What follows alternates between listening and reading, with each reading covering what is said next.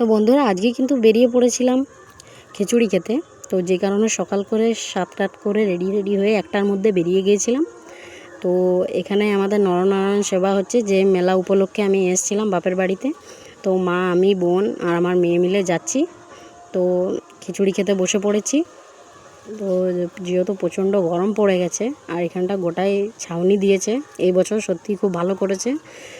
অন্য বছর কিন্তু মানুষ রোদে বসে খেতে কিন্তু খুব অসুবিধা হয়। আর এখানে আমার মা বসে আছে, আর এখানে আমার বোনকে তাকাতে বললাম একটুক্ষণ। তো তা করতে করতে বসে থাকতে থাকতে পাতা চলে এলো। তো তারপরে খিচুড়িটাও চলে এলো, এই যে। তো খিচুড়িটা কিন্তু খুব সুন্দর করেছিল, নারকেল বাদাম অনেক কিছু দিয়েছে। তো এরকম খিচুড়ি খেতে কিন্তু আমার খুব ভালো লাগে। আর তার সাথে কিন্তু আলুর দম। তো খিচুড়ি আর আলুর দম কিন্তু খুব সুন্দর একটা মানে একটা জুটি, যেটাকে বলে আলুর দম আর খিচুড়ি। আর তারপরে ছিল চাটনি। তো এখানে আমি খাচ্ছিলাম,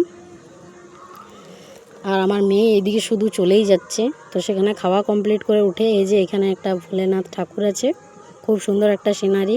এখানে সিনারি না, এটা সিমেন্টেরই করা, অনেক দিনের। তো তারপরে আমরা বেরিয়ে পড়লাম খিচুড়ি খেয়ে। আর এখানে একটা আইসক্রিম খাচ্ছিলাম, মানে কর্নেটো আইসক্রিম 3টে নিয়েছিল। তো একটাতে মন ভরেনি, মাকে আরও একটা কিনে দিতে বললাম। তো আইসক্রিম খেতে খেতে এখানে কিছুক্ষণ দাঁড়িয়ে খেলাম। তো খেতে খেতে বাড়ি চলে এলাম। তো আজকের জন্য এইটুকুনি।